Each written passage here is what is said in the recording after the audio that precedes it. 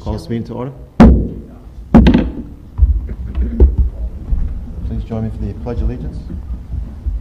Pledge allegiance to the flag of the United States of America and to the republic for which it stands, one nation, under God, indivisible, with liberty and justice for all. Yes, I'm not either. I'm not either.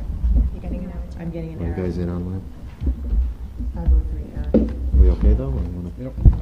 I need a packet. Brian, Michelle, enter again. Like put your mouse in the block and enter again. Not put it Put my mouse where? in the, where you put the address. Yep. Just put it in there and enter. Anyway, comments and statements from the public?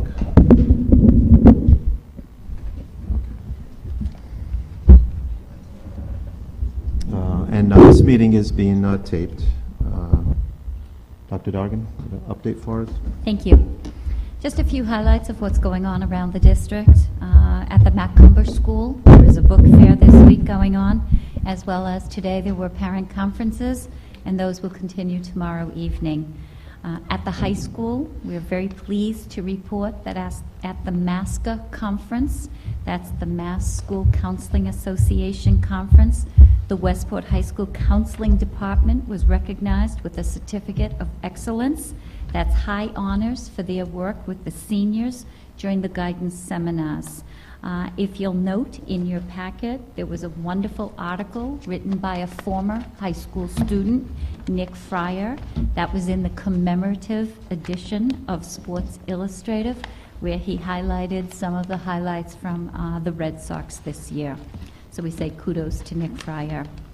At the Westport Middle School, this week in grade 7, we started an accelerated math class. The children who were eligible to participate in this accelerated class were based on their MCAS scores, their grades, as well as teacher recommendation. And it's our hope that they'll get through the accelerated version of our Big Ideas math program to be better prepared for algebra in grade 8. Also, I'd like to highlight that transition plans to high school have started with our middle school students. You will hear from Rachel Garth, one of our high school students, soon about what her involvement will be. But on November 25th, some of our high school students will be going down to the middle school to talk about what's great at Westport High. In January, Westport Middle School students will be invited to come and attend a high school basketball game. Also, the guidance will have some informational booths at parent conference nights. Our Director of Guidance, Kathy Belanger, will be present for those. In March, we will have a scheduling night for freshmen. In April, Kathy Belanger has been asked to present to the WMSA PTO. On March 19th, our 8th graders will come up and they'll tour the school. They'll visit classrooms and there'll be small group meetings. And then already set is August 27th, where we will have our freshman family cookout and orientation to Westport High. I just want to remind anybody who's interested that individual student tours are available. So if any parent would like to come in with their 8th grade student to take a look at what's going on at Westport High during the school day, they're more than willing and able. So they just need to call the high school, call the guidance office, and those tours will be arranged. Also, Westport Middle School students will have the opportunity to shadow a 9th grader, and arrangements for those will also be made through the guidance department. It is with sadness that I share with you another retirement. This retirement does not take place until February of 2014. However, our Macomber Food Service manager, Rose Sutcliffe, will be retiring, so we wish her well. Many of you this evening have already met one of our new hires, but it is with pleasure that I introduce to you Monet Venice. Monet will be the new recording secretary. Karen Augusto is not leaving us. Karen will still be doing all of the behind-the-scenes work, but beginning next meeting, Monet will join me here at the table and take our minutes for us. Another reminder that over at the West, There will be a Title I parent meeting. That meeting will be next Tuesday. That's November 19th at 6 p.m. Again, that's over at the Westport Elementary School, where folks will get to hear a little bit more about our Title I program. There's also next week parent conferences at the middle school and the high school, and information should have been sent home or will be very, very soon.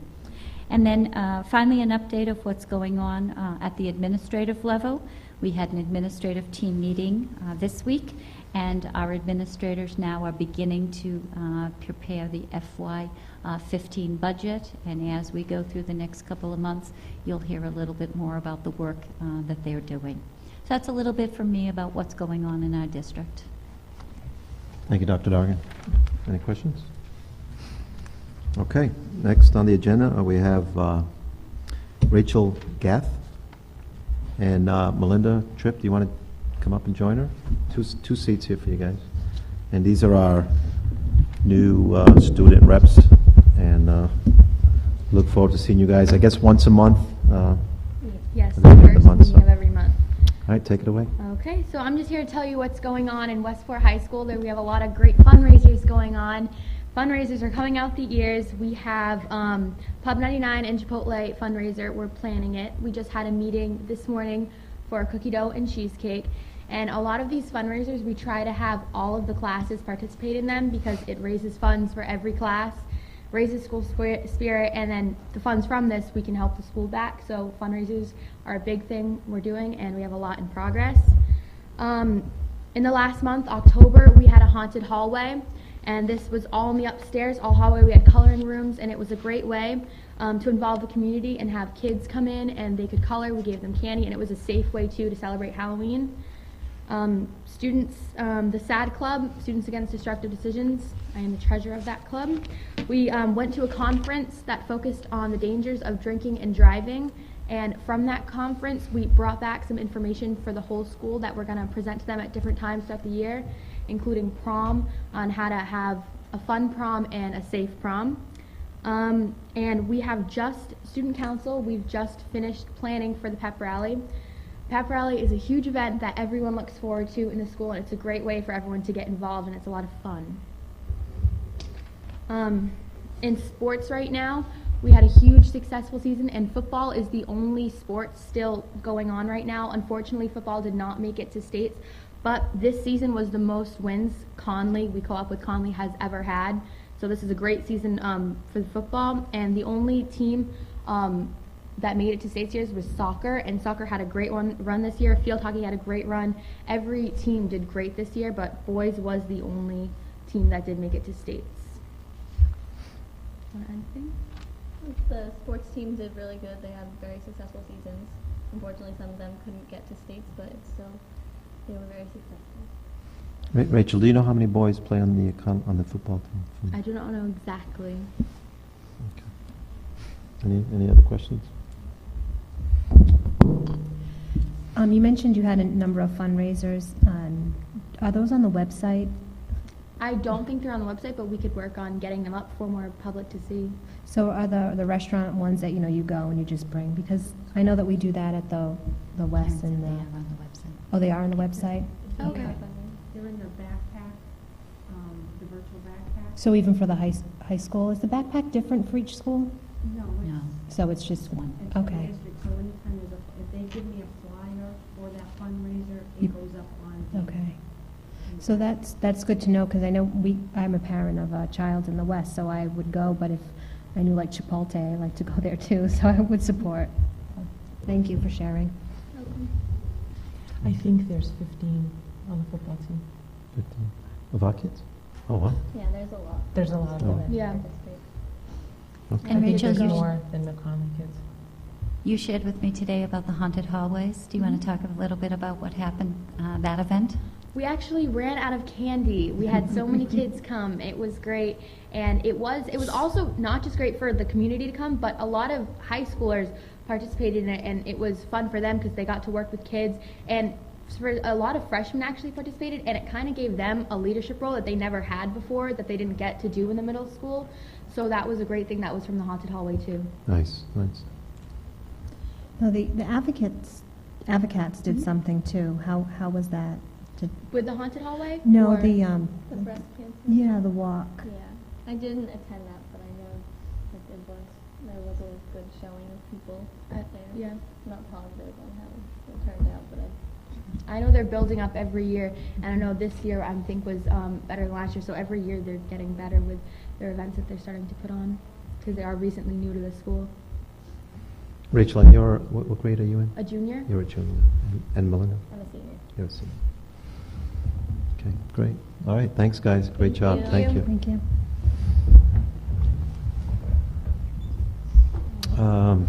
Next on the agenda, security and capital update. Mike? And Kim. And Kim. Just Mike? Either or?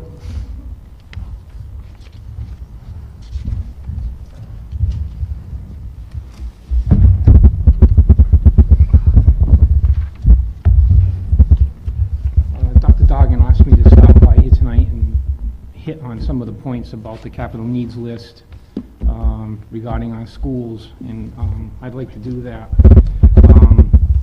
One big thing about the capital needs list is life expectancy of our systems. And our systems have reached the limitations and they're going past it, and a lot of things we're running on borrowed time with this, whether it happens 1 year from now, 5 years from now. I want to hit on a couple of them points, but we've run our systems to the point where we're just looking for trouble if we don't do something and start planning on doing something in the very near future. I'll start with the Westport High School. The Westport High School septic system is 40 years old. We looked at possibilities of doing some sort of treatment to extend the life of the system, and different options to that effect. But the fact of the matter is the system is seen, it's done its duty. If we're going to invest any money in this, let's invest in doing it right and put a new system in. You can't ask for more time than what we've used this for. We have a very rigorous schedule as far as pumping goes that goes with the Board of Health. They like to have our systems pumped every 2 years, and what we do is we do 2 schools a year. We'll do like the high school and that cover in one season. Another season we'll pick, the next summer we'll do the middle school and the elementary school, and it's a schedule that works, and the Board of Health is all for that. I had spoken on an informal basis with a member of the Board of Health regarding advice on what we should do with this, and he also agreed that we should be looking at replacement of systems, not treating of systems. So that's something we definitely have to do before we end up to a point someday where we have to have tanker trucks out here just so we can keep these schools open. Like I said, the system is running right now. How long it stays running, like I said, Mike, the current, and I know the leach field's like... almost a quarter of a mile down the road. It's Where that leach field is, there's obviously a standby location area where you could build a new leach field? Or? That's honestly, that's something that has to be looked at in the new design of how the system, because you're also talking about technology from 40 years ago with this system to see what they actually can come across with today. But right now, the leaching system is it's almost a quarter of a mile down the road. It's quite a distance, and it goes into 2 leaching fields at that point. But like I said, it is working at this moment. We maintain it, and but I'd like to do something on this before we do have emergency situations. Sure. Just a quick question. I know you have a long list. Yep. I know Aquapoint at one time came to speak with the superintendent and had a meeting, I think, with yourself. Did they produce any proposals or ideas in terms of their type system and what it may be able to do? They did, Okay. and I did pass that on to Dr. Colley. That's one of the things that I was referring to about as far as the treatment goes when I was speaking with the Board of Health. And like I said, when I spoke with them, they were telling me that they would prefer that we would go with a replacement system versus I'm not going to name that company as D1, but with that kind of type of system, how to treat this to extend our system life. Great. Thank you. One of the other issues we have over here at the high school is well number one. Well number one at the high school is a low producer. They've had problems with the well in the past with leaking on the casing, so they put a Jazza seal in it. When you put that Jazza seal in there, you cannot frack that well. If you frack that well to try to produce more water, you're going to ruin that seal, and that's it. So, and Does that, I'm sorry, I'm assuming that means dig further, or what does that? what does the fracking mean? Yeah. Fracking actually means that they actually crack the rocks underneath the ground. So that you're So it starts to digging- open the veins back up and That's what I clean it. thought, They'll do it okay. with pressure. Yep. And we've had that done. We put a new well in at the elementary school several years ago. And I mean, it's a great system, but we can't do it on this well. And the location where this well is not exactly too great for us either, because it's right behind, it's in the baseball field, the JV field. So, if we're going to put a new well in, I'd like to get it off the playing fields if we can. If we did not revive the second well that we have here right now, we would be in serious trouble. But because we have two wells over here at the high school, that keeps us going. But we're always monitoring all the time. If I could just change the well meter on well one, and it starts off strong, but it doesn't run that long before you can see the numbers start dwindling down. But like I said, we're not running out of water. They're maintaining, but that well needs to be replaced. How deep is that well, Mike? That one there is a little over 300 feet. Wow. It's like 325 feet, something like that. So that wouldn't be cheap. No, that's not cheap. Not cheap at all. And there's also other rules involved. When the last time I put a well in, they had rules about if you put it within so many feet of an existing well, there were things that you wouldn't have to do like engineering on and stuff like that. That doesn't apply anymore. They've changed all that stuff all around. So you have to invest a good chunk of money just in that part and get all the permission from the DEP before we can even start doing anything over here. So, an old subject is the parking lots at the school. I'm saying the high school, but we know the Macomb School is just as bad, and I have fears of getting a lawsuit with somebody tripping or falling in the parking lots. And it is extremely difficult for plowing, especially at the Macomb School. Same thing, them parking lots are very, very old. The Macomb School, I remember that as a kid. That's never been re-asphalted since then. The Macomb was built in 1956. And, I was over there yesterday, and there was still some spray paint on the ground, and Mike was here. yeah, So, yeah, when I was a youth, yeah. I said MD plus, and I can't Yeah. remember the other two initials. Yeah, I don't talk about that anymore. Other thing, the fire alarm system at the high school, we came within this much of replacing the system several years ago, and when the contract was going to be awarded, the money got pulled, and we were never able to see that through. That is a big issue in this building because the fire alarm system here is absolutely awful. You have very little protection in this building. It's basically based on pull stations. If somebody sees a fire and pulls the pull box, the hallways don't have smoke detectors in them. The only one that does is the area in the high school where you had an arson there a number of years ago. But otherwise than that, the protection in this building is terrible.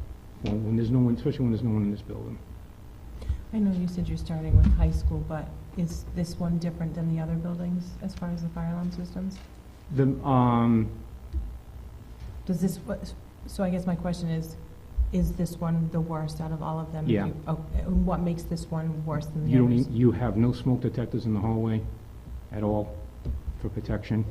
The other schools, you at least have that. You don't have them at the proper distance that you would today if you were putting a new system in, and how many you have, but you do have some. Is that not, would that be a code, no?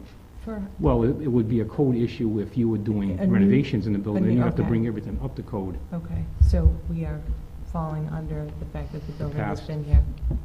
Right. And back then when we were looking at the fire alarm system, we were told back then that it wasn't a matter of being allowed to add on to the system. They weren't going to allow that. You're either going to do it over or do it right, but you weren't gonna just be adding another dozen, smoke detectors or small pull stations, whatever. So, but, like I said, there isn't much protection in this building. Boys' locker room, the lockers are absolutely hideous. They've been in need of repair for over 20 years. They're beyond repair. They need to be replaced. Mike, do you even remember the last time we've gotten quotes for that, or? Gee, Tony, It's been a while, well, right? it's been a, I mean, I've done it several times. But it's been a while. It's been a while, yeah. One of the things that came up for accreditation was the guidance office at the high school about privacy and that type of thing. So we looked into doing some rebuild on that to try to make that space a little bit better. They're talking about relocating guidance to like where the TV studio is, to see how that worked out. Time will tell if that's going to be a solution or not. One other big thing is the lighting panel in the auditorium. I know Dr. Colley has spoken about that before. And what it really is we have two systems in there.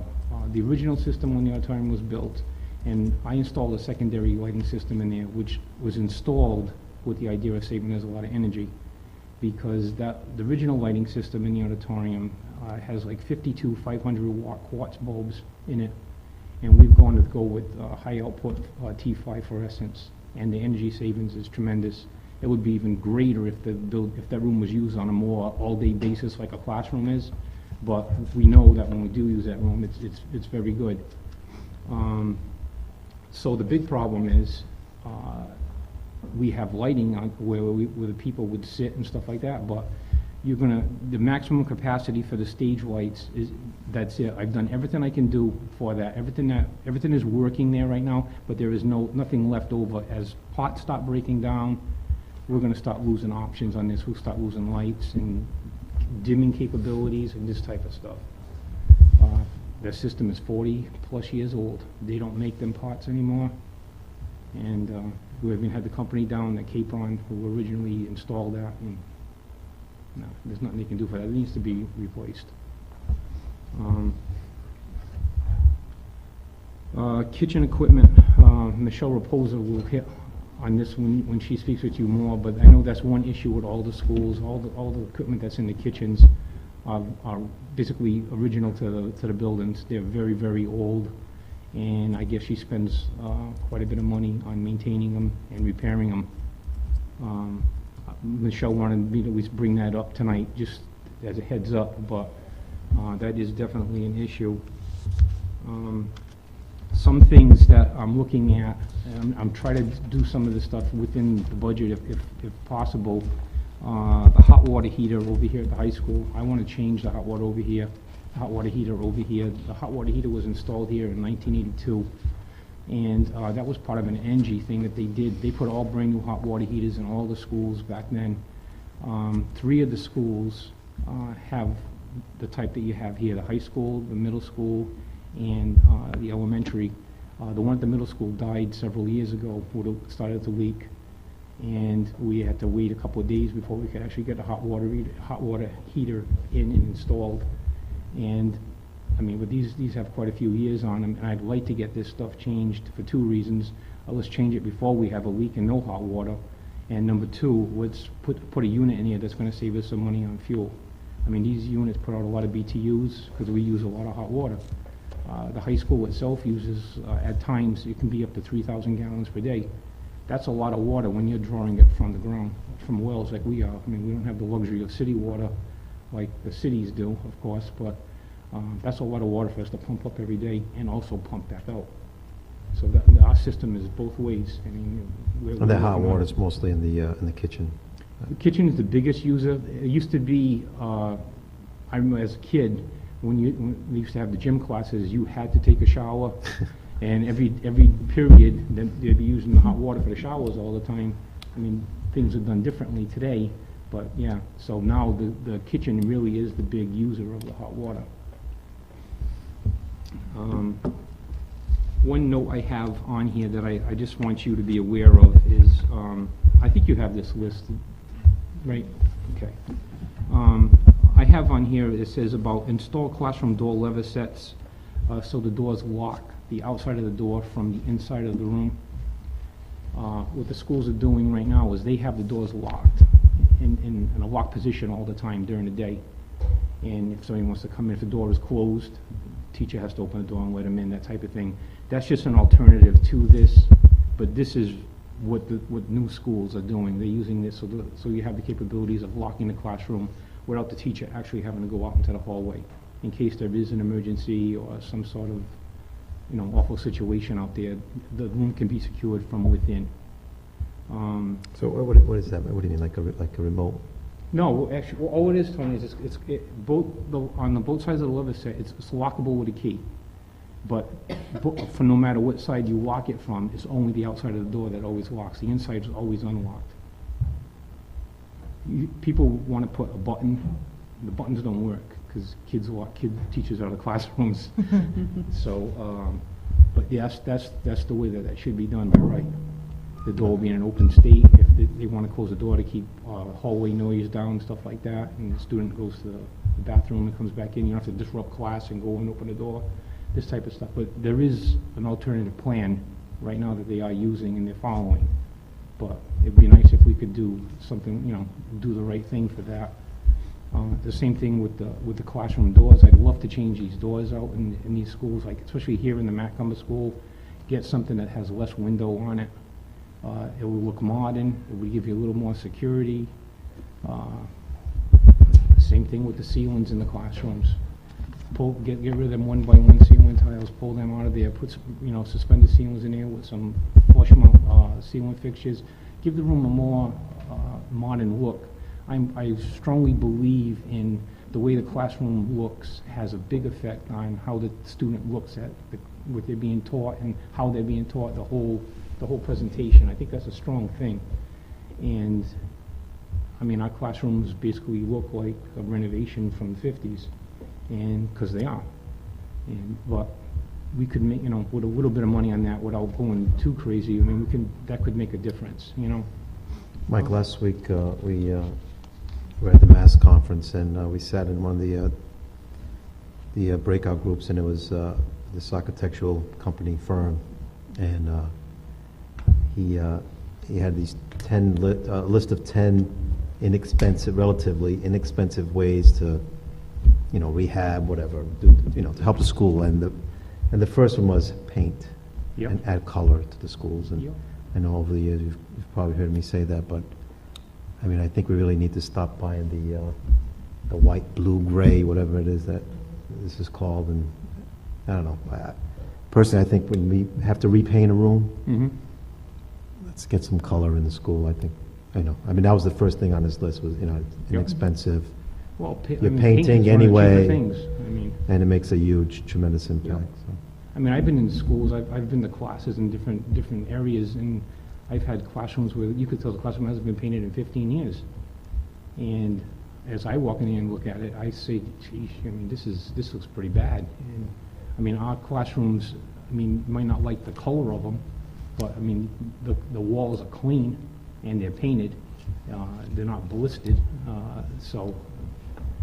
Painting is the cheap fix out of all this. Paint does the wonders. It's some wonderful things, Good question? Yes. Melissa? I'm sorry, I'm going back to the locks. I guess I didn't understand that. Teachers are locking it from the inside or from the outside? They lock it from the outside before the school day. Their classrooms? Yeah. So then if you're inside, how do you... The door never locks from the inside. So they're not closing the door and locking it so people can get out? Right. All in commercial buildings, it's illegal to have the inside of any space locked, so you're trapped within the room. That is always open. The outside locks. That's why you see doors with panic hardware on it. If you push the lever, that never locks on the inside. The outside is the locked part. The inside. It's the same thing with these doors here. These levers that you see. If you go on the inside of the room, that's always open. The outside can be locked. I can't get in, but you can always get out. So that's how it is now? That's how it is now, and that will stay that way. But the only difference that I'm seeing with this is they'll be able to lock the door from the inside of the room without actually opening the door. Okay. If I they, see. they Okay, run to a I'm- drill, I see. when they want to lock the building down, the teacher doesn't have to go out in the hallway. If she forgot, or human error, I mean, people are human. If you forget, that's not the time you want to go out there and be locking the door. That's why, like I said, this is what they're doing, and it is working, but I feel like I have to at least tell you this so you understand that this is what we should be doing, and this is what we are doing. Because we had talked about the buttons before, and the buttons was a no-no because, like you said, the kids would lock them Yeah. from the inside, but Yep. and lock the teacher out. Yep. But this would be with a key. This would be with a key, so the that teacher has the key. The teacher would still have the key, but they could still lock from the inside Inside. without having to open the door, Correct, stick their hand around, and they could safely secure the door if necessary. yeah. So if there was a lockdown or something, the teacher wouldn't necessarily have to run out into the hallway Correct. to lock the door, then run back into the classroom. They could close the door and just lock it from inside the From the classroom. inside. Yeah, that's how that's. There are, I'm not going to go over these, but there is an awful lot of ADA issues. This was, in my belief, going to be a town-wide issue. There was the ADA committee that we had met and we had gone so far with, but I haven't heard nothing on that in quite a while. So I don't know where that stands town-wide, because, in my opinion, I mean, this is a town issue. It's not just the Westport High School. I mean, I think all of our town buildings have issues regarding this kind of, these problems. And it was pointed out during their survey that they did of all the buildings, town buildings. Westport Middle School. We know, of course, about the PCB issues. We know about,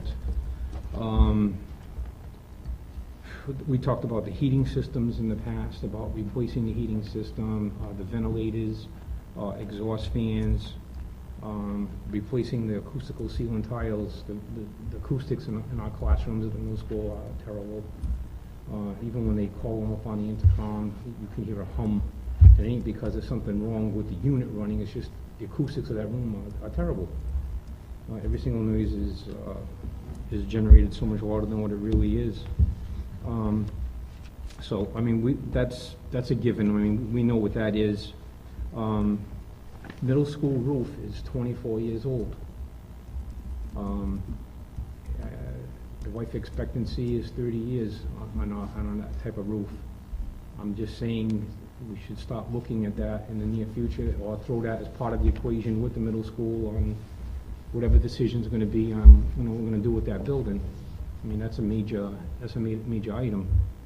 You mentioned briefly the intercom systems, and are there rooms in that school that you can't hear bells and things like that in the middle school? Yeah. There should not be. Specifically, like the auditorium, the band room area. I keep hearing that. Yeah, and actually, well, to say, I know for a fact the band room is good because I put a brand new speaker in there last year. Okay. The kids had punctured it with pencils. So we bought new speakers, we put some new speakers in. Okay. Chris had told us about that, and we took care of it. Okay. And what about in the auditorium? Because there are classes in there. The auditorium could be more of an issue because of that room, depending on what's going on in that room.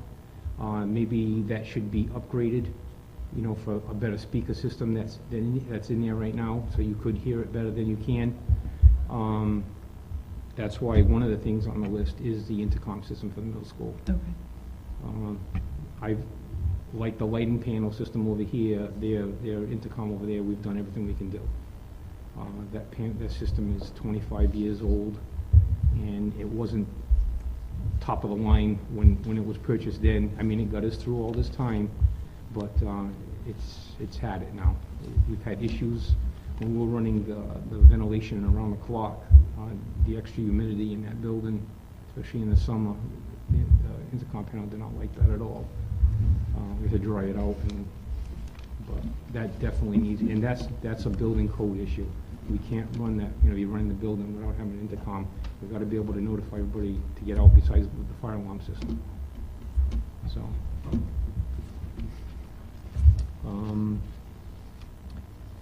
in the boiler room at the middle school, they have 2 giant hot water storage tanks down there. They're 44 years old. we don't need tanks that large.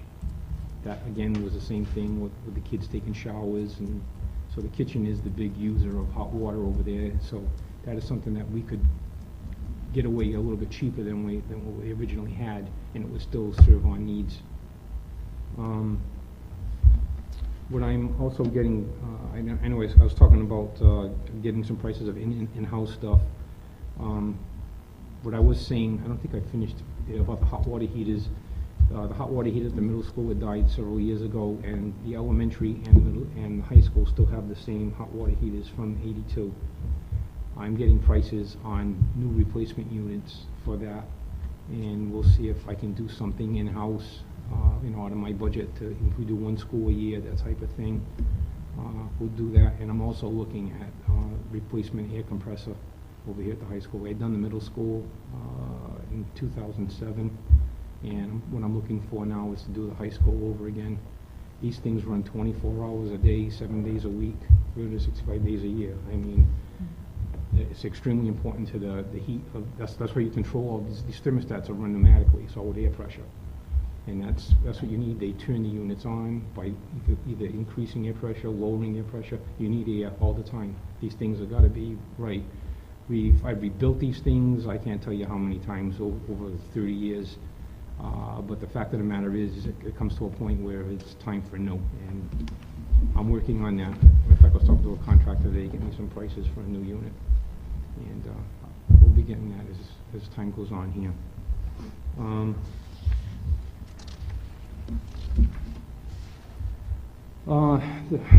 Still with the middle school, I mean, one thing that really bothers me appearance-wise in that building is the way the walkways are on the outside of that building.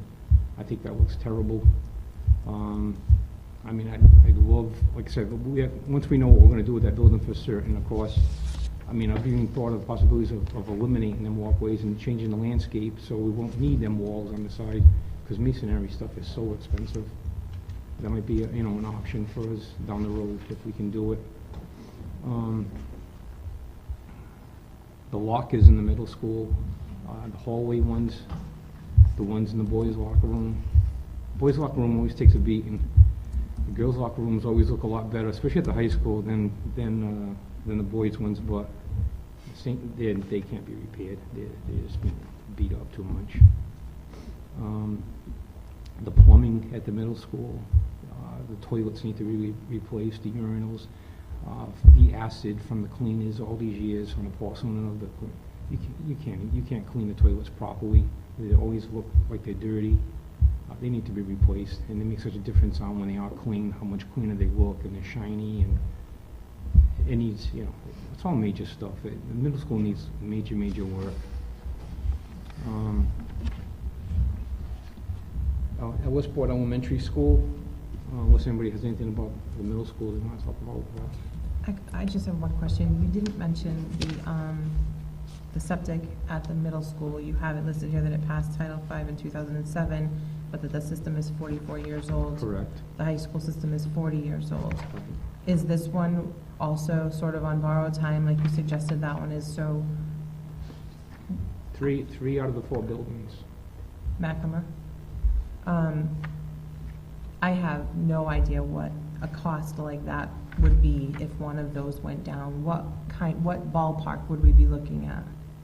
I'll be honest with you, and personally, I don't think it's fair to you or me to give you a number, because it doesn't hold much weight. This needs to be done professionally. No, I know that. I know. I mean, are we talking $100,000, less than $100,000? I have zero idea. Well, there are so many pits at the middle school. Like, I would have to see what they're going to design for that. If it would be something similar to that, or what the alternative to that kind of system would be now. So, to say they're going to put the same exact thing that they have there would definitely affect what the cost is going to be on something like that. And I mean, FYI, it wouldn't be uncommon for a homeowner to spend, $15,000 on a $20,000, septic right? system. That's what I thought. And So- For a home. That's what I thought. And you're not For putting 4 3,000 people. gallons a No, I day at understand your that. house, I understand that. That's what I thought. Okay, thank you. Not cheap. No. No, you're talking big. We're talking big money. I mean, there's no other way around it. I mean, it's all commercial stuff.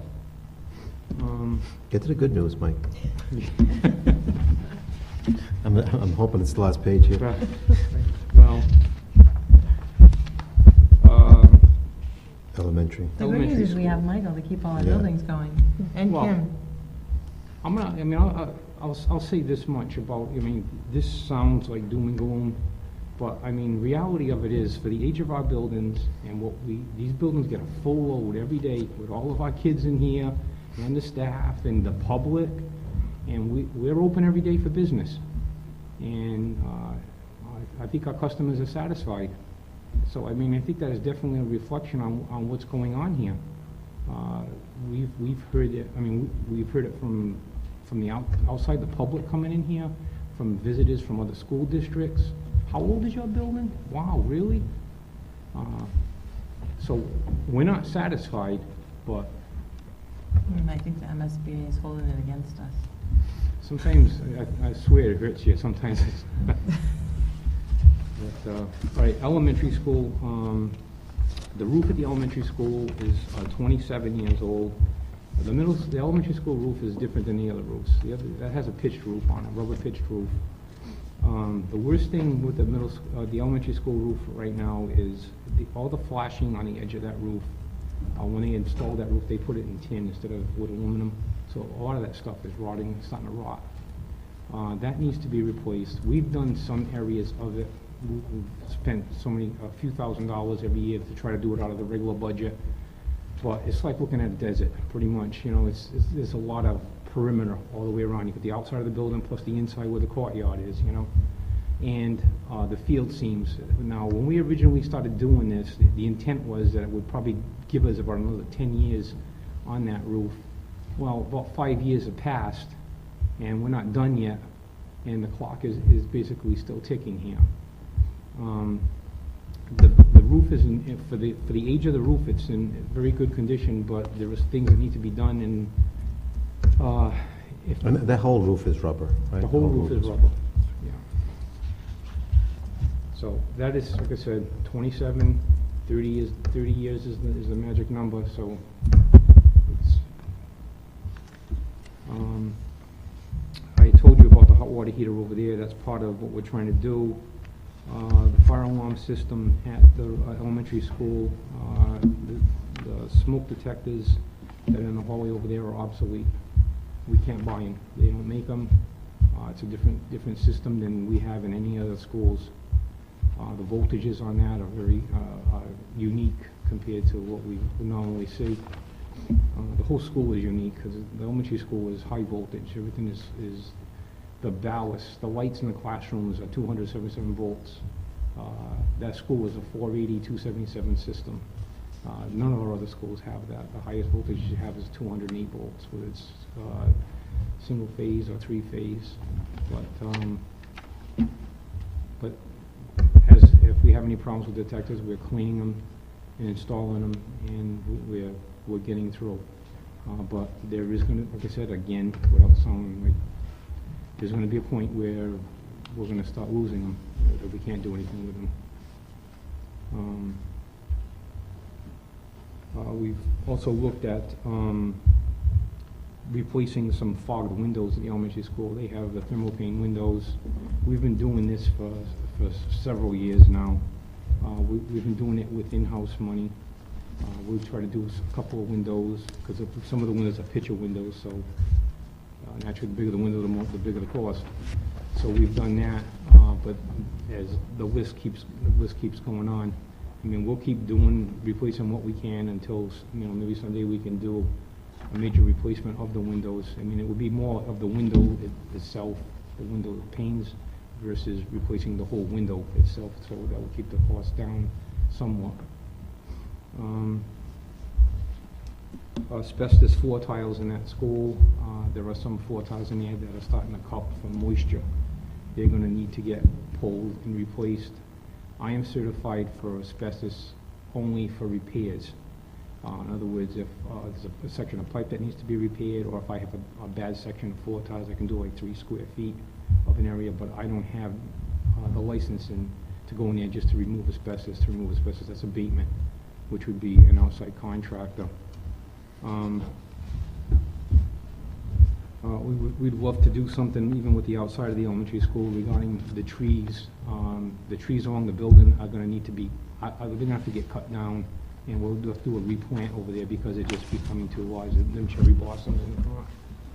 They're starting to go over the roof line, and they're starting to hit, we've cut them back and stuff, but it's really not looking right. It's starting to take too much off of them, so we're gonna have to be, but that's cosmetic. I mean, I'm more concerned with keeping the buildings open and running. We also talked about doing something in the front with trees, removing some trees where additional parking needs to be done just because of the heavy traffic at that school. We're looking at it. We'll see what we can do. Asphalting, as we know, is extremely expensive, and whatever I do over there, make any kind of parking lots, I gotta have it asphalted. I can't have gravel or these little stone things. I gotta have real asphalt to plow. People fall and this stuff, it gets soft, you dig holes. You can't do that. It's gotta be asphalted. What trees, what area are Like you the looking at? front of the building that separates you know how the driveway loops? Like that area where it separates the parking lot from that loop. We could probably fit maybe another 20 cars in there, something like that, just to help out because of pine trees. space. Yep. Never mind the sap that falls on everybody's Yeah. cars. Yeah, yeah. Left school. Matt Cumber School. Bless you. The septic system at this school is 50 years old. It's the oldest system that we have. It is running. We just had a repair done almost 2 years ago with a siphon bell that's in the pit over there. They don't have sewage pumps over there. They have a siphon bell. When water builds up in the tank, once it reaches a certain level, it will break a vacuum and it'll release out so many gallons of water, like a pump would, like with a float. And that just helps keep the system running like it's supposed to. You flush everything out instead of this slow trickle and everything gets plugged up. Well, we had that repaired because when we had it pumped last time, we found that the bell was broken inside and rotted away. So we had that done. That was all done with in-house money. And that system is still running. But like I said, I mean, God, it's 50 years old. Same thing over there. They need an intercom. That intercom is old as the hills. It's old, it's antiquated. I sent it out for repairs 2 times. It's going to be going out again over Christmas break for repairs again. It needs replacement. Their clock system over there needs to be replaced. A lot of the classrooms over there, like I had talked with you the other day about how these systems work and stuff. A lot of the clocks in that school, because their schedule is not quite as important as far as like the high school and the middle school. A lot of the clocks over there do have battery operated clocks. It's the master clock part that is giving us the issue, not the secondary clocks. Fire alarm, parking lots, and one of the other things that I just want to bring to your attention is the asbestos floor tiles in the Matt Cumber School. What we've been doing for several years is if we've saved money over the school year, at the end of the year, we've tried to do like 2 classrooms a year. We'll have that classroom abatement team come in, they'll remove the asbestos. I'll have a floor company come in and they'll put on new floor tiles. We did that for a certain point for several years, and then we had hard times here, and that got stopped. And the biggest fear when you stop something like that, of course, is that you're not going to get it back.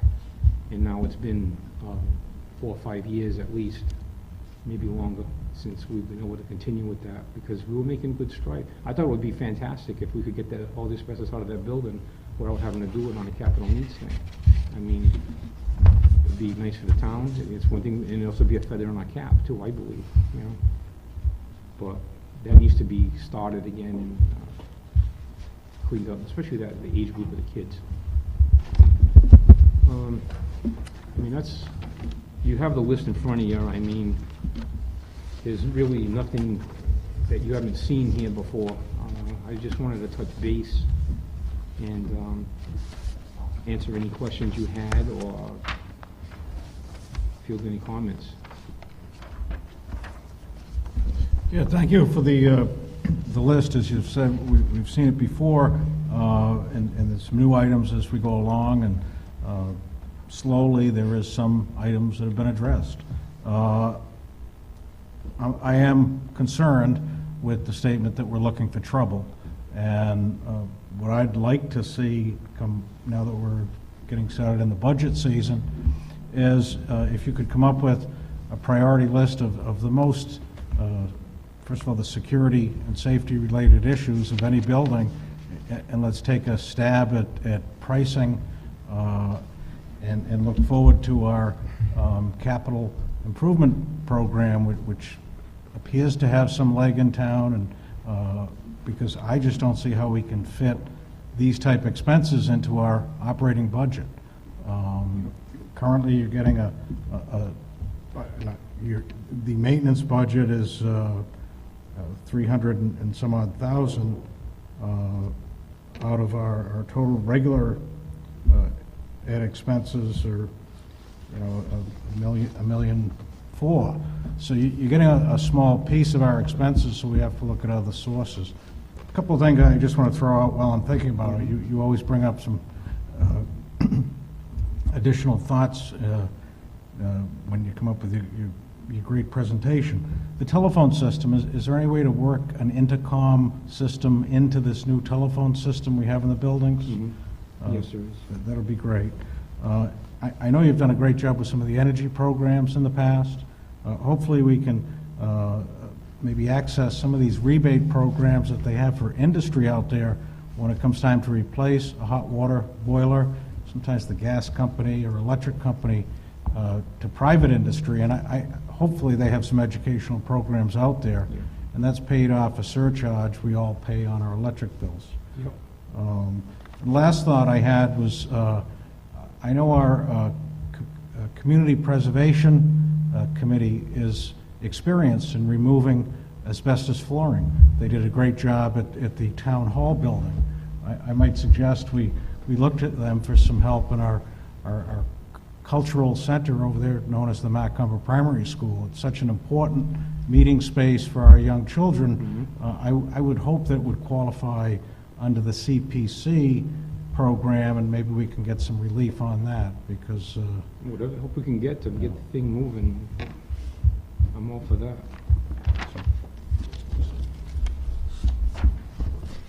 I just wanted to say thank you. For one, I was going to say about the priority list, but I think having a few priorities, maybe overall for all the schools, and then the costs associated with it. So maybe we can begin to chip away at the list. Dr. Doggin had spoken to me about that already. That we'd start with this tonight, and then we'd probably start doing something like a 6-year or maybe like a 6-step. I don't want to say year, 6-step plan. What we're going to start with first. I'll try to start with. And the other thing I wanted to say is from your presentation, I can tell that you really care for our schools, Mm-hmm. and I just want to say thank you, because I think that's really important. Thank you. I appreciate that. You were a graduate, weren't you? Yeah. Yeah. Mm-hmm. Yeah. Just a couple of years ago. Okay. All right, Mike, thank you. Alrighty. Thanks very much. Thank you. Thank you, Mike. is that this building, Mike, by the way? Yes, it is. All right. Ooh, ouch, Michael. I know it was. Okay, all right, Mike, thanks for that. And yes, it's a list that we've seen, and every year a few things get added, and I mean, it's just the state of our buildings. They're old. They're old. Can I just Yeah. want to comment. Part of my question going regarding the septic systems, we have 3 septic systems that we are looking at on borrowed time, and we are still question mark over the middle school. Moving forward, I would really like to look heavily and see if whatever we do, we combine the resources for a septic for the 2 schools, because that is going to be an enormous cost. And we know we're gonna have to deal with it, and I hope that we don't have to deal with it with a one An call. emergency. Personally. 500 porta potty. Right. So I just wanted to comment, that's kind of why I was asking the cost. I kind of thought that's where we were thinking cost-wise, ballpark-wise. And I second what you said regarding having him here. He has done such a good job that it's kept our buildings going for so long, and now we are just at the lifespan of some of these large ticket items. Okay, thanks for that, Michelle. Dr. Dargan, ethics declaration. Thank you. As required by statute, I need to make an ethics declaration. It's no surprise, and we've discussed it before, but publicly I want to just state that I have a daughter that is an employee in the Westport Community Schools. She is a salaried employee, so I don't need to worry and be concerned about hourly wage. I did not hire her, and I did not and do not supervise her. However, the declaration is that I do sign the payroll, of which my daughter's salary and my salary are part of the biweekly payroll that I do sign. So I'm publicly declaring that for you to make a determination whether you want me to continue to sign the payroll or not. You want a motion to that? This is just informational. isn't It's it? just FYI. Okay. Yep. Any comments on Okay. it? Thanks, Ann. Dr. Thank you. Dargan. I I'm can- sorry, oh, Michael, go ahead, I'm sorry. So this is, we had a brief discussion on this form previously, and so this meets the, under the advice of the Ethics Commission, this is what we've been told to fill out, and we look at it and make determination. If we have concern, we bring it up at some time. Correct. The chair of the school committee will sign it, we'll send it down to town hall, and it stays then on record. Great. It can be changed at any point in time, too, if it looks like it becomes a conflict of interest. Thank you for keeping us informed. Okay. All right, Dr. Dargan, FY14 update.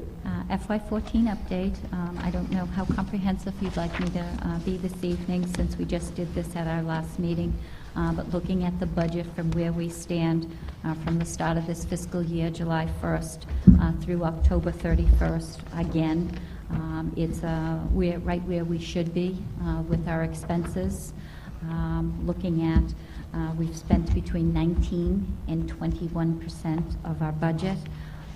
I think that all of the things that stand out in the budget right now are things that we've already talked about. So it appears that there's a deficit right now in the professional development days, but those will be transferred from the budgeted teaching line down the road.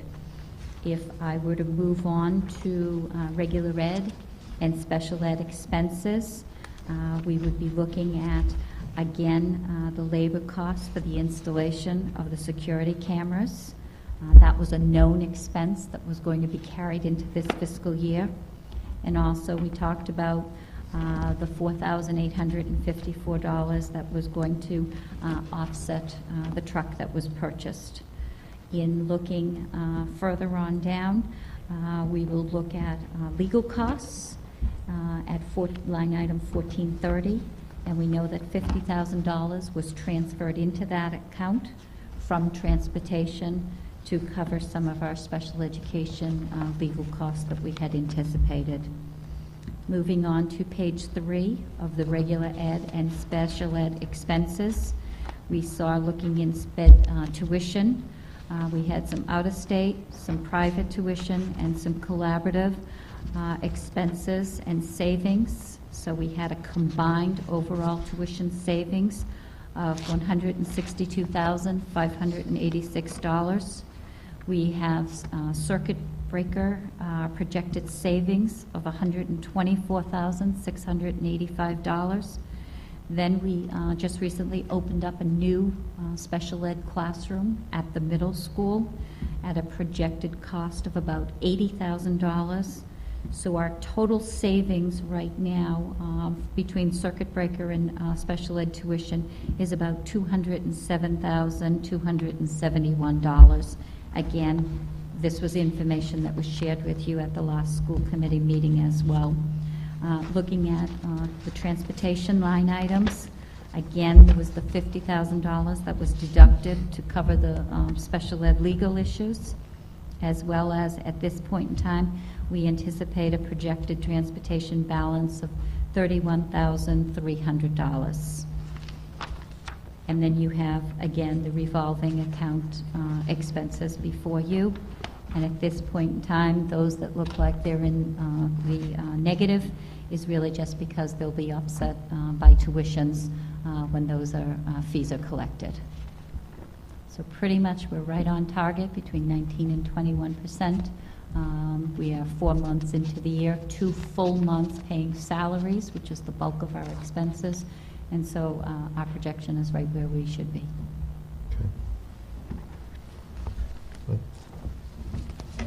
Thank you, Dr. Dargan.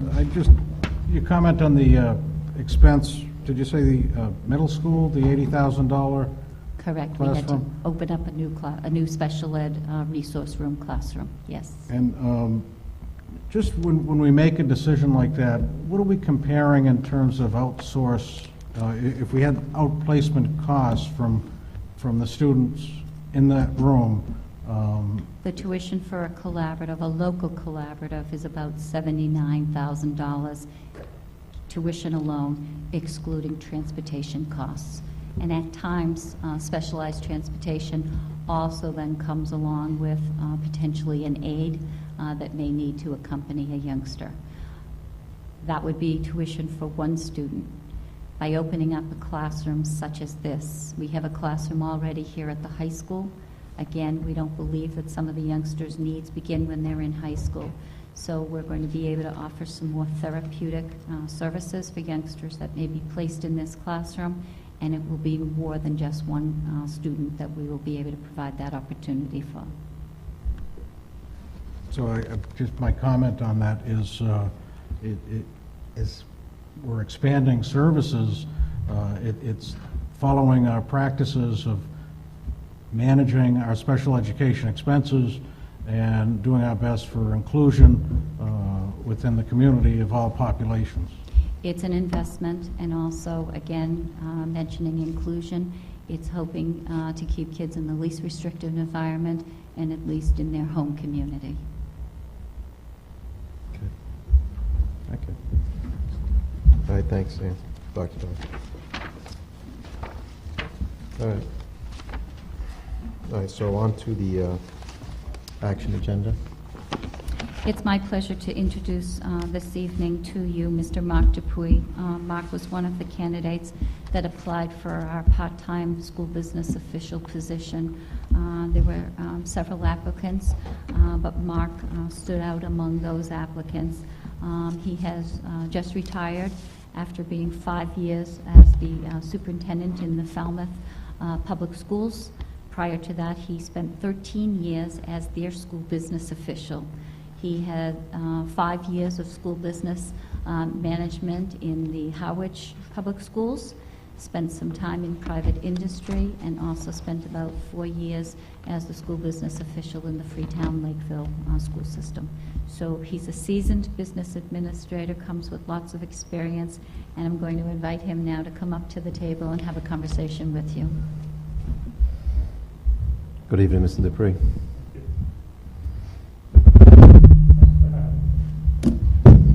Hi, Michelle Clark. Hi, Tony Rivera. Michael Sullivan. Melissa Pacheco.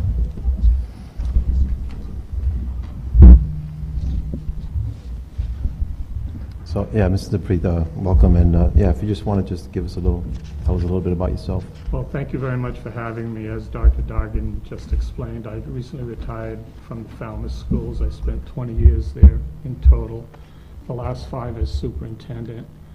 Prior to that, I worked as assistant superintendent / business administrator. So I retired, spent the time enjoying the summer, which was fun, but I really wanted to look for a part-time opportunity, and I saw this, and it really interested me. My heart and soul, if you will, is in the business aspect of education, and that's where most of my experience is. And although I enjoyed the superintendency, I really enjoyed budget work, and I heard about the maintenance projects you have and things like that. So believe me, they're the same in every school district. Are they? Okay. Makes me feel a little better. Here's your good news. Yeah, there's my good news, thank you. Yeah. And I mean, I guess you've had an opportunity to visit the school and speak to Dr. Dargan and look at what we do here and what we're not doing. And Exactly. I met with Dr. Dargan last week. We've talked a couple times. You know, I'm here to help any way I can, and I enjoy this aspect of the business, and I'm really excited about offering my expertise and experience to the Westport schools. Great. You guys have any questions for Mr. Dupree? No, I just welcome. Well, thank you very much. And you feel comfortable with the part-time position as far as being able to do everything that you... Yeah, that's that you that's see what needs I to get. personally was looking for, and in talking to Dr. Dargan, that's what I believe you people were looking for, and I think it's, well, you know, I can be flexible as far as which days or things like that, so, yeah. And you're going to start first thing tomorrow morning? We plan to talk about next Monday, actually. I'm ready to go. Good, great. Okay, any questions? A couple of questions. I guess I would wonder, starting next Monday, if we would, what priorities, I know it's a difficult thing for you to come up with, but I think it's very ideal that you sat and heard about our tremendous punch list of building needs. I think a popular conversation throughout town has been building utilization and efficiencies, and we're not doing it efficiently because we have old systems. I see some of your background includes both the infrastructure systems as well as purchasing in the building business office, but just a brief 2 minutes of what you think you would tackle in your first few days. It's a good question, a tough question. I mean, I think it's really up to the superintendent how she feels that I can be most useful, whether, again, we talked about the budget aspect of it, we talked about some personnel issues, some contract maintenance, whatever it takes. You know, I'd certainly be willing to get as involved as the superintendent wants me to in whatever aspect of the operation. I did hear about the capital projects, which were very well outlined, and as I said earlier, I mean, the needs in Westport are similar to the needs in Falmouth or other districts that I'm aware of. So we've done a lot of building projects. We've done some of the things you've talked about or alluded to earlier, getting some rebate money or energy rebate things, and I'd be happy to offer whatever expertise I have in that area as well. Great. Thank you. Thank you. So with that, if someone would make a motion. I will motion to approve Mark Dupuy as the new part-time business official. Second. Any further discussion? Any Take your discussion? pick, eeny, meeny, miny, moe. I have it. I'm giving it to Melissa. Any discussion? Any other discussion? All in favor? Aye. Aye. Aye. Thank you very much. Ready, get ready to go.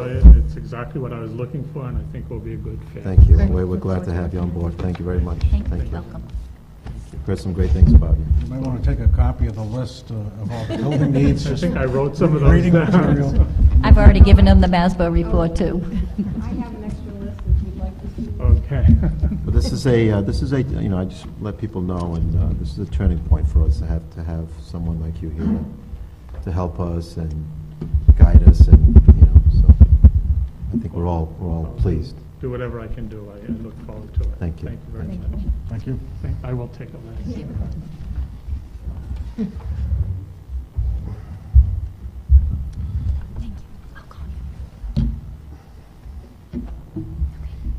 Thanks a lot. Thanks. Okay. Next on the agenda, which was the approval of a grade 8 waiver for girls basketball from the middle school to the high school. The athletic director decided yesterday to pull this off the agenda.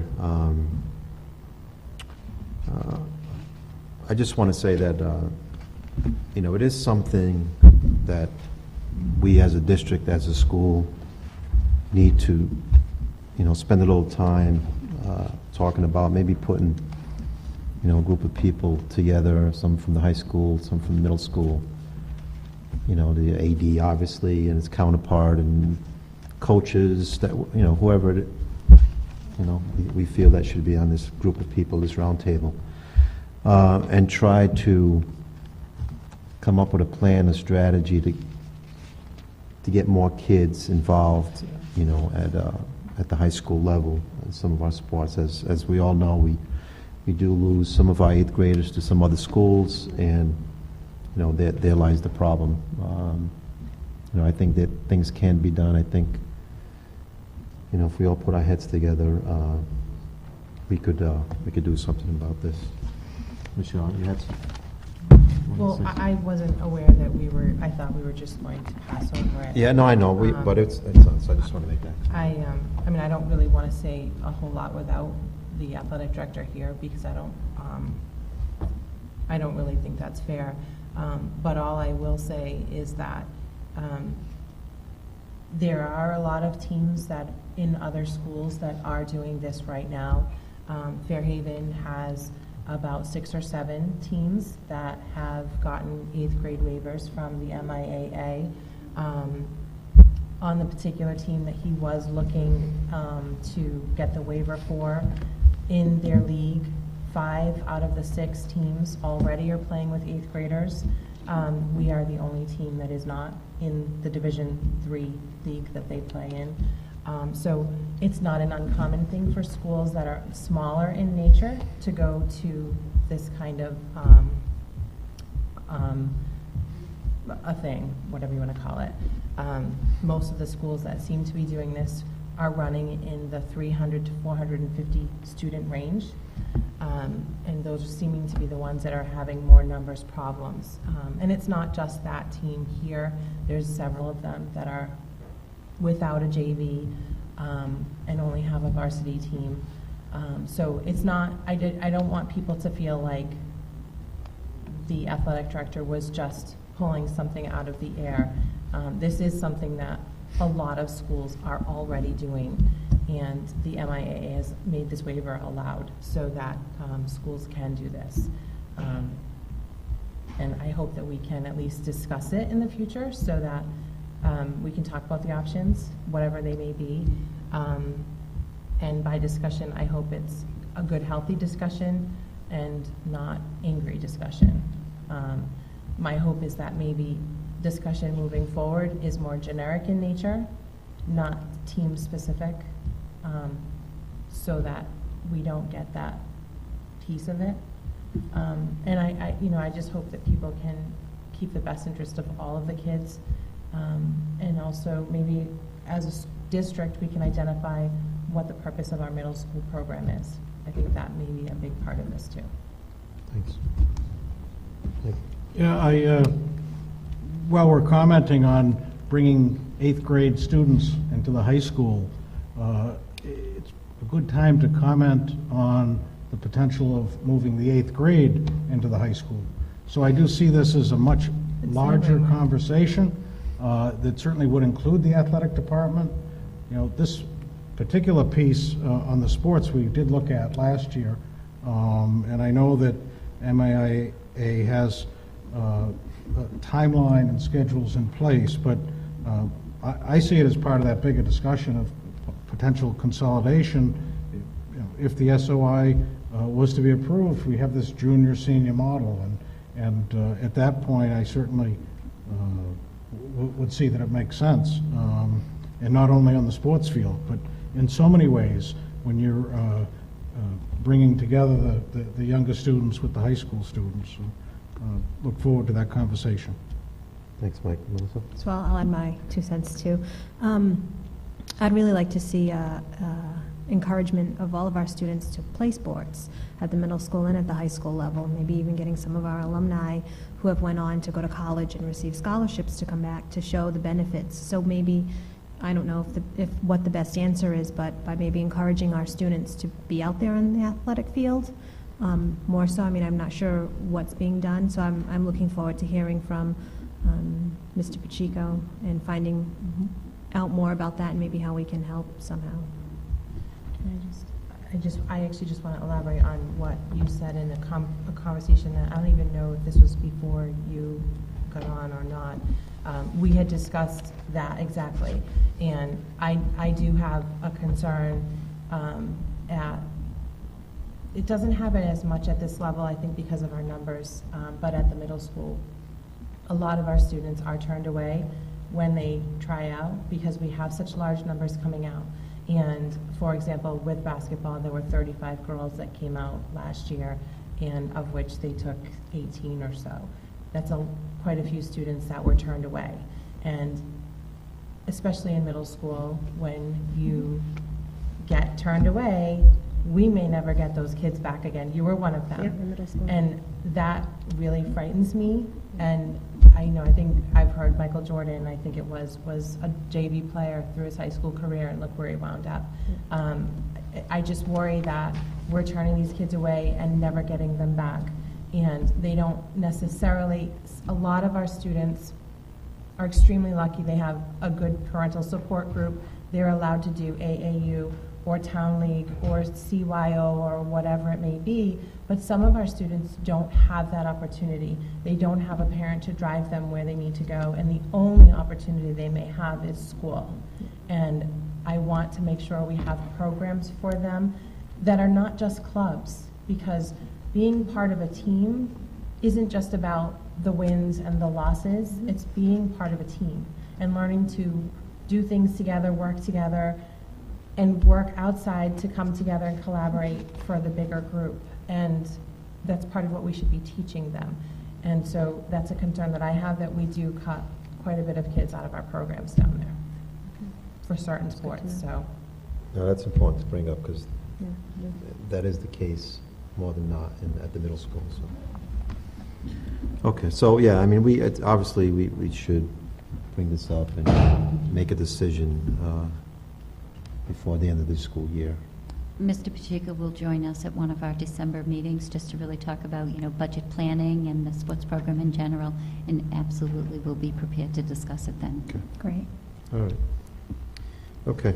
Approval of a donation for $449.89 worth of books from the Westport Community Schools, for the Westport Community Schools from Partners Village Store. I will make that motion. Second? Discussion? I just, I know, I'm sure it'll go through, but thank you again to Partners. They have been very, very, very generous with our schools and as a community partnership in general. So thank you to them. They have been very good to us. Yeah, certainly one of our best partners. So, all in favor? Aye. Aye. Thank you. Next on the agenda, superintendent search. So, who wants to? Why are you looking at me? What are the plans? What are we doing? So when we went to the mask meeting, the gentleman from mask indicated, what's his name? Glenn? Glenn Kucha. Indicated that he could come down and speak to us in regards to what that looks like. I think hearing it from him would probably be beneficial for the whole committee.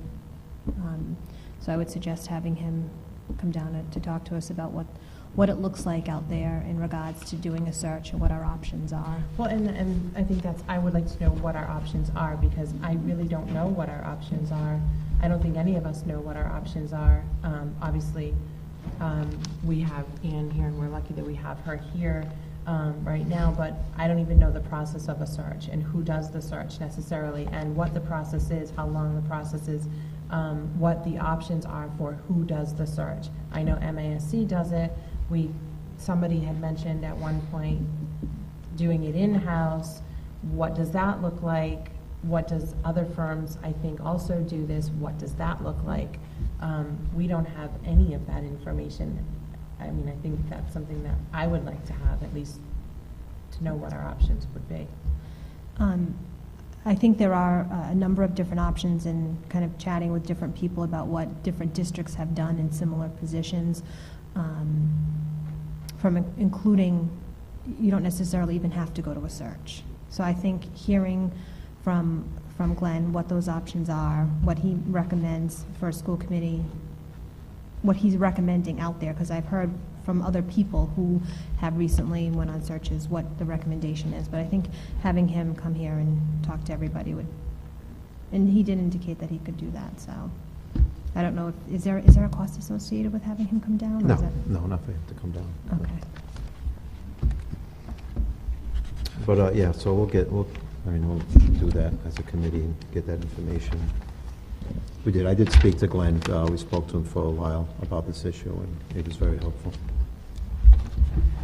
Okay.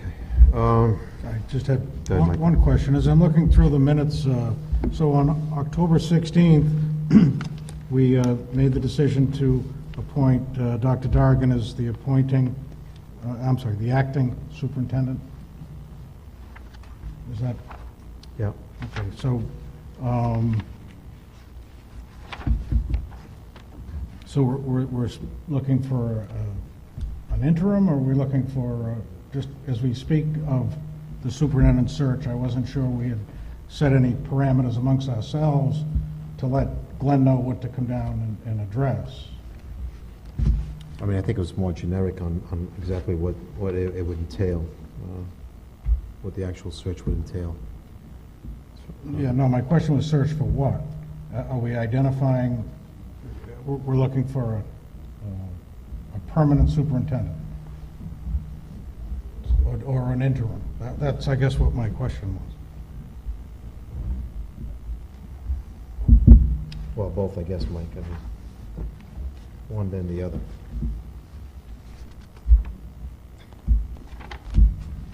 I don't know how to answer that, but I mean, some of the members wanted information on doing a school superintendent search. I mean, we have Ann here now. We've been talking with Ann. I'm just going to speak for myself. I don't think the intention was ever to search for an interim.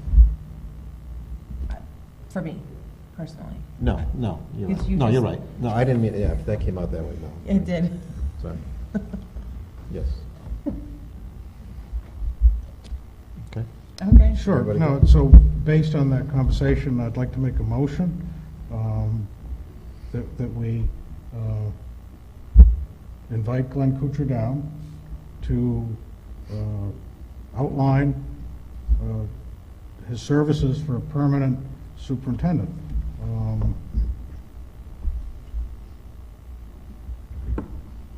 Just, it's in the action, I didn't know if we had a motion or... I'll second. Sure, any discussion? Yeah, I mean, that's, like I said, Melissa and I were at the Mass conference last week, and we spoke to Glenn after at the end of on Thursday, or I believe on the end of the day on Thursday. Friday. But, yeah, so we spoke, and he's willing to come down, answer questions, and help guide us in whatever direction it is that the committee chooses to move. And there's no, well, so there's a motion and a second. Yeah, so all in favor of contacting Mr. Kuchar to come down? Aye? Aye. Aye. All right, budget goals. I'm asking for some guidance and direction. I know when I met with Mr. Healy and Mr. Lombard, the departments are being asked to prepare a budget at about nothing more than a 0.95% increase. In looking right now at just steps and lanes for next school year for our teaching staff, that's approximately $186,000. So I'm looking for some guidance and direction from you. You know, we'll certainly prepare a level funded, a level service, and an additional service budget. But if you could give me some goals and some guidance on what you're looking for, I'd appreciate it.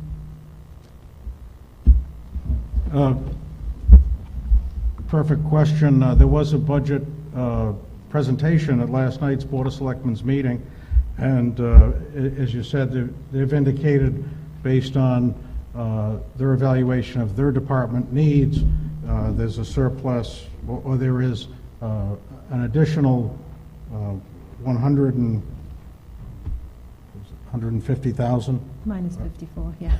With, and those have been some varying numbers. But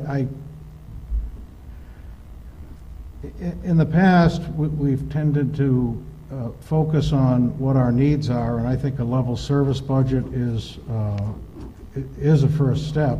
You know, I did share with the Board of Selectmen my view to maintain a level service budget and continue into phase 2 of certain programs that we've started, such as our technology upgrades.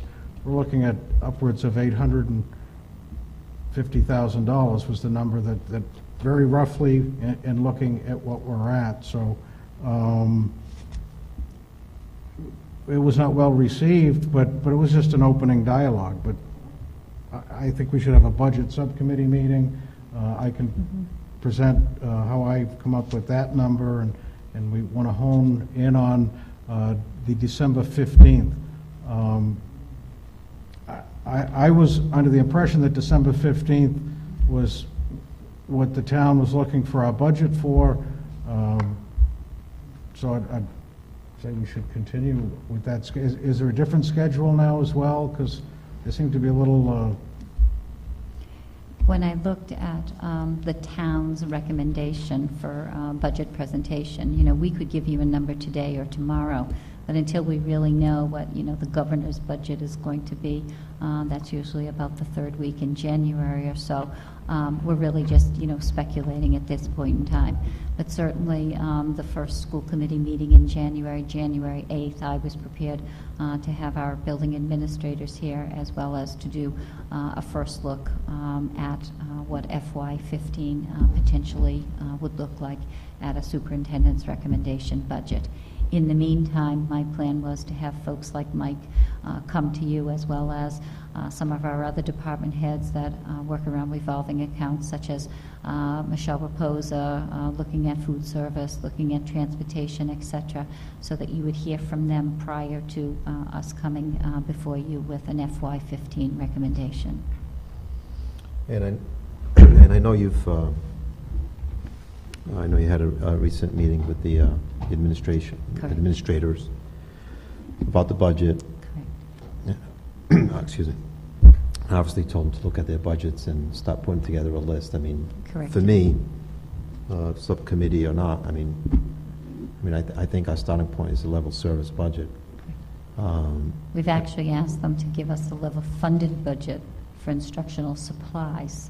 So really to take a look at their budgets, what over the cost analysis of the last couple of years, what were their expenditures, and can they come back to us with a level funded in instructional supplies, knowing that our salaries, our personnel, are going to consume much of what our budget recommendation will be, which would be more in line with level service then.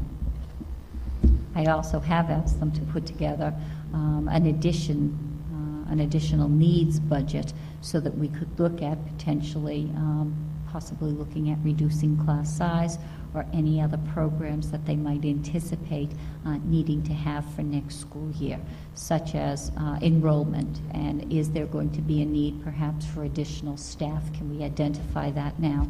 When Michelle comes before you on December 18th, she will be giving you a forecasting enrollment. She has put in a request for the census so that we can see currently how many one-year-olds, how many two-year-olds there are in the town, so that we can even anticipate a couple of years down the road what our enrollment in schools might look like.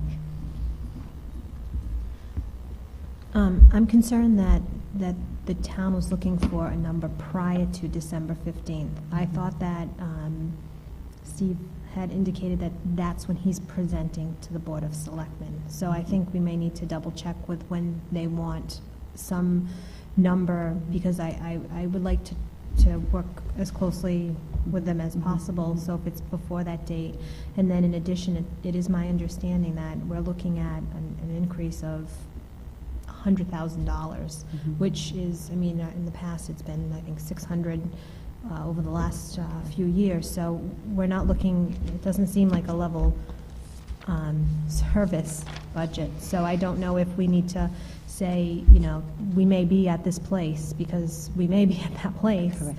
So developing a budget that's going to reflect that. And if we have an increase in salaries, that means we're going to have a decrease somewhere else. So as our budget person has, business manager has left, but I think those are some real discussions that are going to happen sooner than later. And then if they're wrong and we get more money, then yahoo, then we have that other list of, it's still critical needs, but it's critical needs that may have to wait a year. Our administrators will submit all of the information that we've requested from them by November 26th. So that gives us around the Thanksgiving holiday to be able to compile all of the data. So yes, we could have a number for you early in December. Past experiences, it can get very emotional. You know, as soon as you start talking about, you know, there perhaps are going to be cuts, then everybody starts panicking and worrying, oh my goodness, I'm low man on the totem pole, is that going to be my job? So that's why I've asked the building principals not only to look at enrollment and personnel, but to really take a look at, you know, instructional supplies, take a look at everything then in their building. You know, I've been watching very carefully the spending in the area of instructional supplies. 2 months into the school year, are we being fiscally responsible, spending those line items as we projected, or are we holding off just in case we need that money? And so really we're taking a good look at what our needs-based is at this point in time. So hopefully it's not just going to be personnel, but I'm going to be able to come before you and say, these are some areas where we think we can have some savings. I think that, you know, one area that we might want to look at is our operations and how can we, is it possible to reduce buildings at all? And then I don't know if we can do this as a school committee, but motion to not touch our personnel line. I mean, I don't know if we can do that, or, but say we're not, because I am not up for reducing our personnel line at all. And I think, and I don't want our staff to think, even though this is going to be, you know, dire straits, we're going to do everything that we can to ensure that we don't touch our personnel line, because we need them to focus on our students, which they do so wonderfully, and then let's figure out another way to do this. I agree. Mike, Are you done? Oh. Mike, I've already spoken on the issue, so. Just a question, and I agree with you. You know, I'm tired of going at the personnel. They have had their up and their downs every single year, I feel like, and at some point, you know, we wonder why so many of them choose to leave, because how many times are you going to get that, oh my gosh, am I going to get a pink slip this year? And then when you do get it, it's taken away, but every single year. But maybe, I don't know this, in the younger grades, there's a lot of photocopying going on of booklets. Are the photocopies really cheaper than the booklets? In the past, before I came to the district, we were using just guided reading as our instructional reading program. And we know that the younger the student, the more books they actually go through, because there's, you know, more pictures in white than there are print on the page. We are piloting a couple of reading programs this year, which would provide many more opportunities for leveled readers and anthologies. So while that pilot is going on, some of our teachers have all of the resources under the sun. Some of our teachers are still doing the old conventional purely guided reading. And so we have subscribed to a program called Reading A to Z, which is where they would run off all of those little leveled reader books for the children. Not even the booklets. It's even the testing and stuff. And I mean, I made copies for the entire second grade the other day, and it was a lot of copies, and 8 pages worth for each student. And yeah, they were double-sided, and it was copies from an actual booklet. So, and I'm not questioning that they are or aren't more expensive. Right. I don't know. Right. And sometimes things slip through the cracks, and people don't realize maybe this is more expensive or not. It's just something that I thought, wow, there's a lot of copies. And I mean, I don't know if that's the case or not, but I would Something to look imagine it's easy, I think, for any staff member to walk in and make copies not realizing what they cost. And I imagine we go through an awful lot of reams of paper. It's just something that had crossed my mind while I was in there the other day, that's all. Thank you. I want to say, every year, this whole budget process, we all go into it, never feeling good. And Dr. Doc, what I don't want, I don't want any of our administrators to walk into that, monthly or, that meeting that they're going to they have with you on the budget. I don't want any of them to walk in there with, with that attitude like, oh, I'm not going to ask for that person that I need because I know we're just not going to. I want to get away from that. Now, why? Well, we just have to, there's people out there, and I think most people support schools and support education, support the kids. I think where we've maybe not done as well as we could have in the past is communicate the need, the actual need. So why do we need, X teacher at this school? Earlier this year, in early September, there was discussion about the middle school and kids having many of this class and not enough of this one. There's clearly a need there for additional staff members, whether it's language, whether it's computer classes, or whatever it is, a different science class, this, that, and the other. I don't know, but I want those to be put on paper. I want them to come to us and ask and advocate for those needs, because I think if we present it to the town, the community, if they realize that, hey, we need X dollars to hire this teacher who's going to do this and, is going to have 5 classes a day of kids in the community, teaching them whatever. That's, I want to be able to do that. At the end of the day, if it doesn't happen, well, at least none of us are going to go home and say, well, we didn't try. But it isn't just throwing a number out there, just putting it on paper, because, it's, it's like the capital improvement list. And that's, it's a huge list, and every year it gets bigger. It's the same thing in the schools. It's the same thing. There are needs for staff.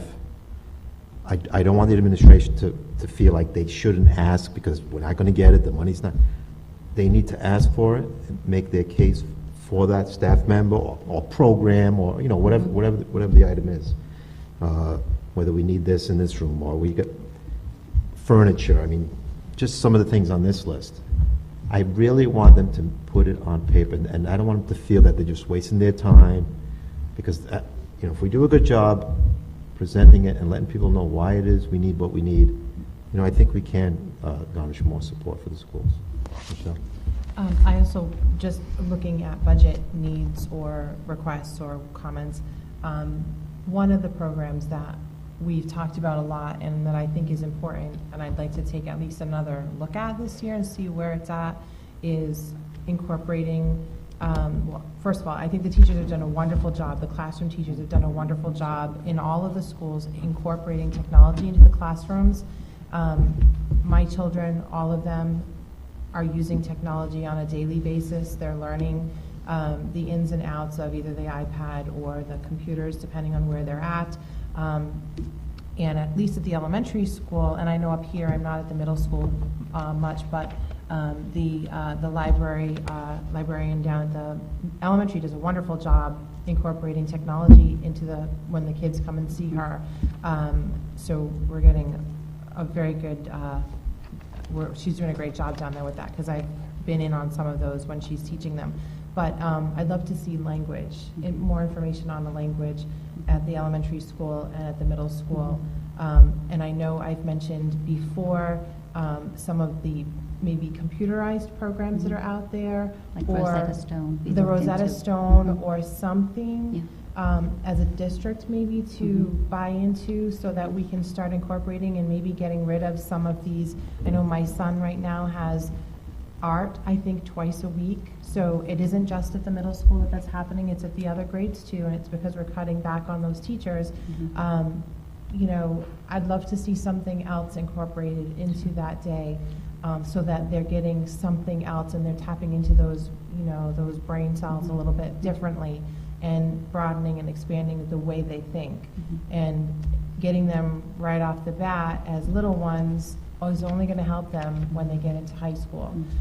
So I'd love to see something like that in the budget presentation, some different options on that, so that we can at least take a look at it and see what it would cost us, what the options are, and consistency between the schools so that we can utilize it maybe. And I assure you, you're going to see that with their recommendations. They were given several forms and also looking for an additional leads, both at fixed assets, instructional supplies, and program and personnel too as well, with the justification and the rationale. And as I said, each one of them will be here and they'll be sharing, the 3 different types of budgets before you. Yeah, I appreciate the sentiments, certainly from my fellow members, but I want to make sure that the message that I'm delivering from last night's Board of Selectmen meeting is very clear. The Board of Selectmen identified availability of an additional $150,000 for the Westport schools. That does mean layoffs. It does mean a reduction in our planned technology improvements, and that is based on real numbers. So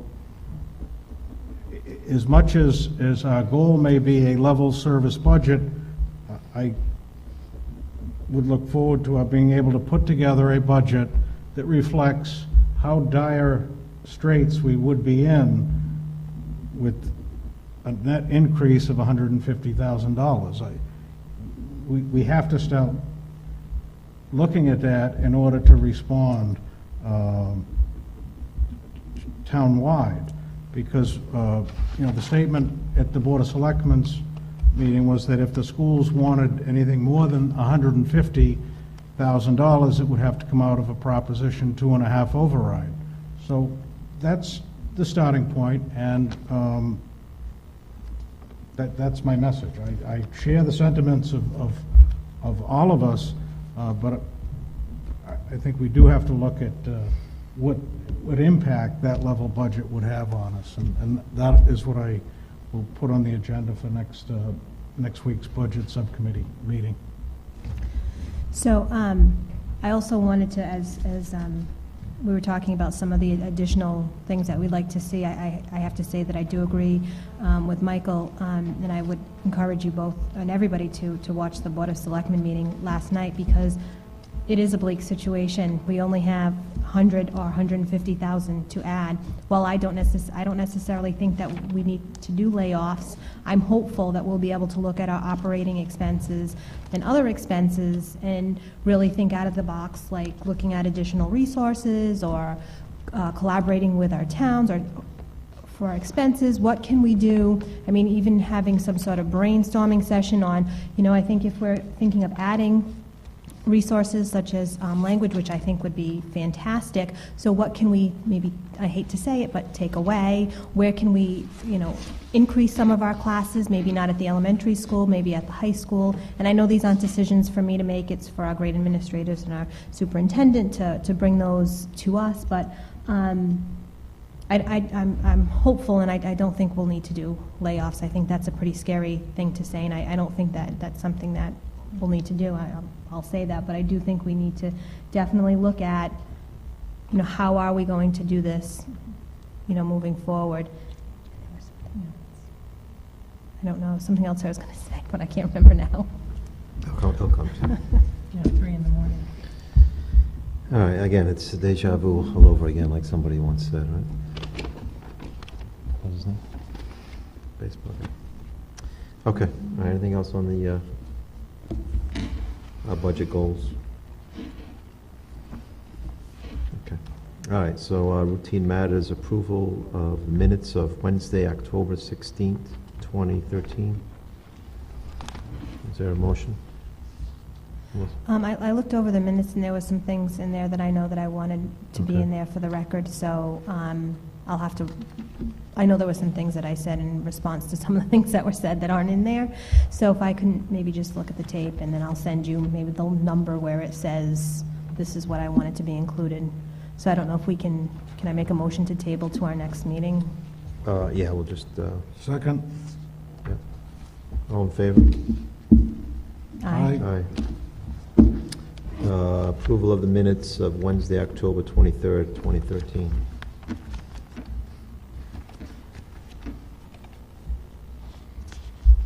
Last meeting, huh?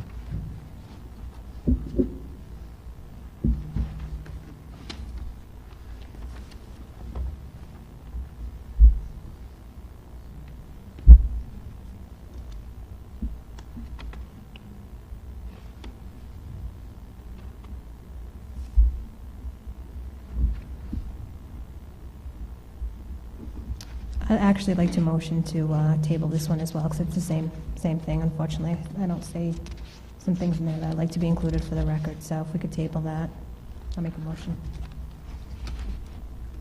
Second? Discussion? All in favor? Aye. Okay. School committee business. What do we got, man?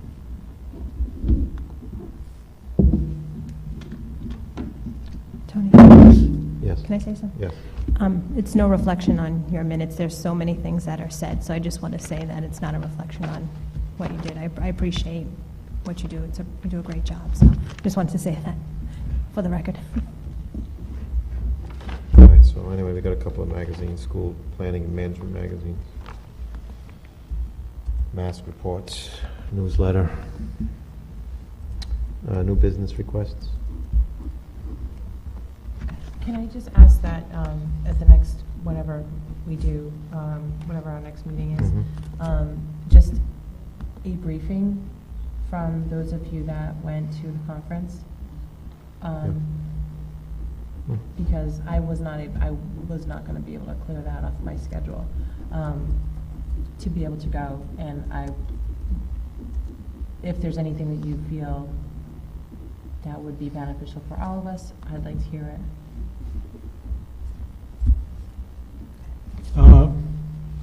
As far as new business goes, and I think we have to look at it as a full committee and respond to advance Superintendent Stargan's entry plan into the evaluation process. An entry plan for new superintendent is similar to that cycle one of their self-evaluation. It's very thorough.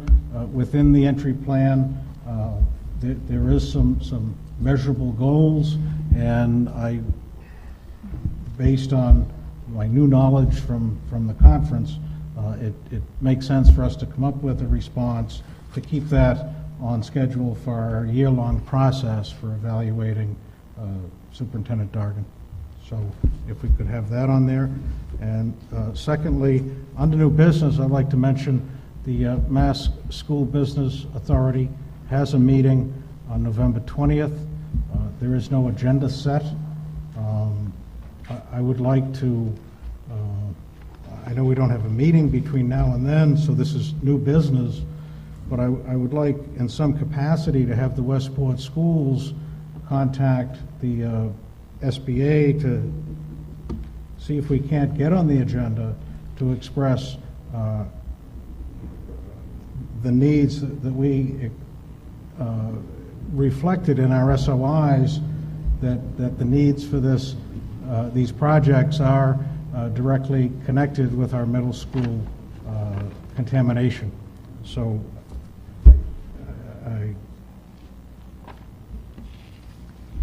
We still have not heard. No, but I'd like to call them before their meeting on November 20th. So I don't know if chairman wants to or But that meeting's not, there's no agenda, so you don't know what it is. it has not been set yet, which hasn't been published. I shouldn't say it hasn't been set. It's not online yet. Absolutely, we will contact them. I'd like to be, for our next school committee meeting, to have our school committee roles and ethics for our school committee be addressed. I think that would be important, just as a school committee, that we go over what our roles are publicly. And then, in addition to that, what our obligations are specifically when it comes to signing for the town, not for the town, for the school, the warrant, as well as the payroll. Majority of members. Excuse me? The warrant is majority of members. Well, I know it is, but I don't think all of our members are doing that. And I know for myself, I am, and I've heard that people aren't getting back to our business office, and I think we need to address that, because as a school committee, we need to be responsive to them. They shouldn't have to feel like, oh no, I'm not going to get this signed in time, and I don't think that's fair on them, especially not even getting a call back. So I just want to go over that so that maybe we set a schedule, or how can we do that so that it's most convenient for everybody. And I don't know what that answer is, but. All right. Anyone else? We good? Comments and statements from the public? Monet, you want? Number. Motion to adjourn? Motion to adjourn. So moved. All in favor? Second? Who's second? Second? Aye. All in favor? Aye. Aye. Aye. We're adjourned.